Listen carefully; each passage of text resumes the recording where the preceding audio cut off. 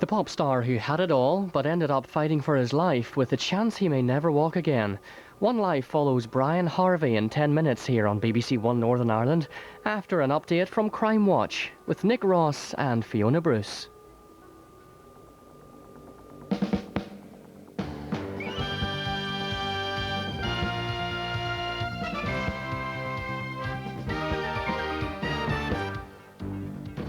Welcome to Crimewatch Update. We start first with the sex attacker who killed Sally Ann Bowman outside her home in Croydon.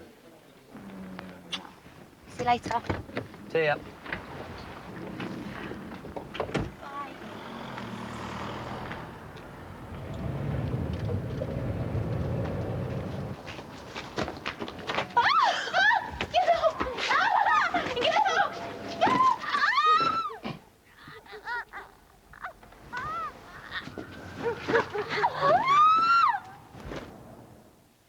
We showed more violence than usual in that case because there was the most extraordinary violence, and you've had the most extraordinary response, particularly since this has had so much national publicity. Yeah, you know, we're nearly 3 months. Christmas Day is going to be 3 months to the day that Sally Ann was horrifically murdered in South Croydon. Going to be a very distressing time for the family. But nearly 3 months on, tonight, over 130 calls here at Crimewatch, a significant number back in the inquiry room as well. A lot of names have also come in tonight, a lot of names from South Croydon, and that's what I'm particularly interested in. This is a man who 4 years ago, a very strange attack, a woman in a phone box, masturbates in front of her. Now, that's the sort of thing he may have talked about a number of years ago. He may have bragged about it to a friend, I don't know. He may never have been arrested by police. But if someone has heard about things like that, I need them to call us. They may be that vital clue that we're looking for. This extraordinary behaviour that he shows, and he attacked her sexually after she was dead in Sally Ann's case. This is the sort of stuff that the family aren't going to know about, friends are probably not going to know about, but he must behave oddly. There must be something peculiar about this chap. I think there are going to be some aspects of his nature that are strange. Now, you've had so many calls. How soon will you be able to bottom these out and work out how many of them are leading in the right direction? There's certain calls that have come in are obviously more important than others. Some of those are being acted on tonight, others will be acted on tomorrow. You know, there are many names that have come in this evening that will take some time to get through. They're going to be sorted. The best ones are obviously going to get done first. If people do suspect someone, call us. I can easily eliminate these names that are provided. DNA on this. OK, we've actually had very good calls to on another case. In this case, well, a girl thinks she's getting into a minicab home just for a fiver, but the driver had other ideas. Where are you going? I think it was just back there that we were supposed to take the turning off. Can you just stop the cab, please? If you just want to stop it, then I can climb out. We're miles away from where we're supposed to be going.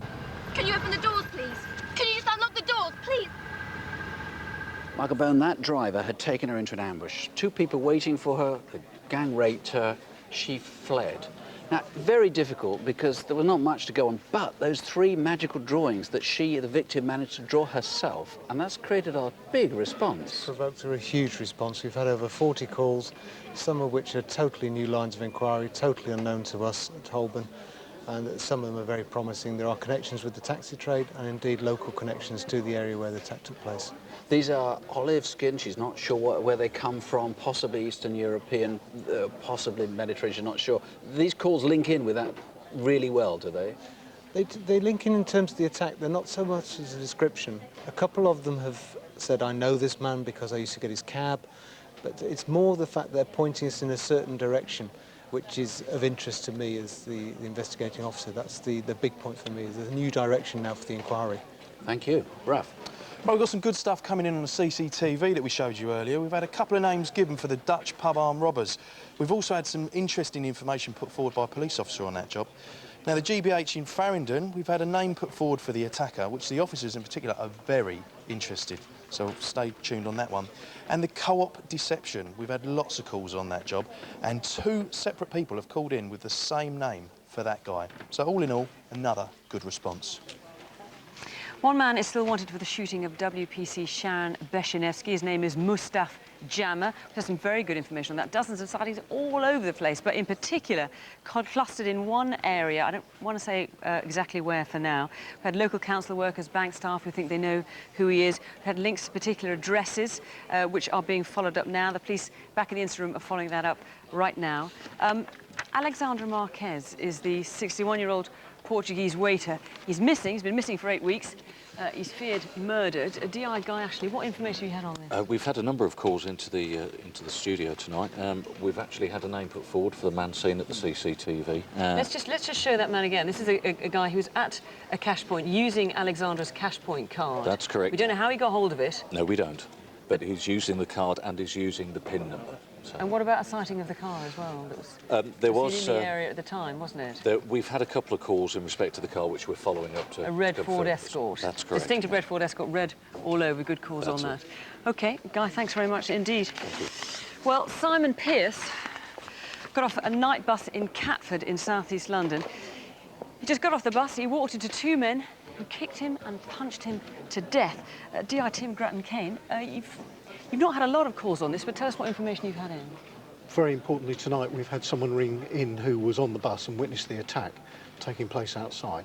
So that's a very useful addition to our case. Because you were appealing for witnesses tonight. Let's just show pictures again of the two men. The two men, it's quite clear they did it. They were seen at a local takeaway nearby. This is Catford in southeast London. These are the two men you're after, aren't they? They are. They're the two men. They're seen walking slightly before the attack, eating their takeaway food. OK, and you've had one witness come forward, but again, either you want to know who these two men are or other witnesses to the attack. It was, what, about 3:20 in the morning, wasn't it? That's correct. There were lots of people in the area at the time. Someone else must have seen what was taking place. They certainly must have. Tim, thanks very much. Thank you. This is the face of the Oxford Circus sex attacker. We showed CCTV of him earlier on, actually attacking a woman. We've had quite a few calls giving names, suggesting who he might be, including a couple from police officers. We've also had an enormous number of calls from women who believe they may have been attacked by the same man or even approached by him. As is always the case with Crimewatch, also other victims of sex attacks have come forward as well this evening. And finally, wanted to have another look at Mohammed Ahmed and Craig Blanchard, both wanted by us, still can't find them. Where are they? Now to a rare, if not unique case, we got a New Cross in southeast London where a bus driver just finishes a night shift as ordinarily, only to begin 3 days of kidnap and torture. Talk to me. Your brother better have some money, you understand? Yeah. You understand? Someone better have some money. No, don't. Listen to this, yeah? You have to do this, yo. Stop it. Now. You hear that? Signed your brother, mate, unless you give me 150 grand. You got it? This is DCI Sean Wanless. It was an extortion attempt. It was genuine. Now, you're absolutely convinced of that. This guy is completely innocent. You had two guys in the frame you thought had done it, and that's what you were appealing about. That's exactly it, Nick. And first of all, I'd like to reassure the public that this is a very rare crime.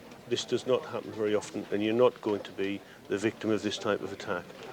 Tonight, thanks to Crimewatch, we've had some great information come in. Really? We've had a number of calls concerning one particular address in South London, which is known to us and which is being researched and worked on as we speak, concerning where Dwayne Callender may actually be now. We've had two further calls from police officers about Daniel Buchanan and his appearance in Southampton, where we had other information he was linked to Southampton. I know there's a great deal more on this case and a lot more on others as well. You can find all tonight's cases if you've got any more information on our website. That's bbc.co.uk/crime. And if you've been the victim of a crime, been upset by anything you've seen tonight, you want to talk to someone about it, there's always victim support line on 0845 30 30 900. Crimewatch is back on Tuesday, the 31st of January, 2006. From the team and all the investigating officers here, thank you for all your calls. They do make a difference. From us, from all of us, have a wonderful Christmas and a happy crime-free New Year. Good night. Good night.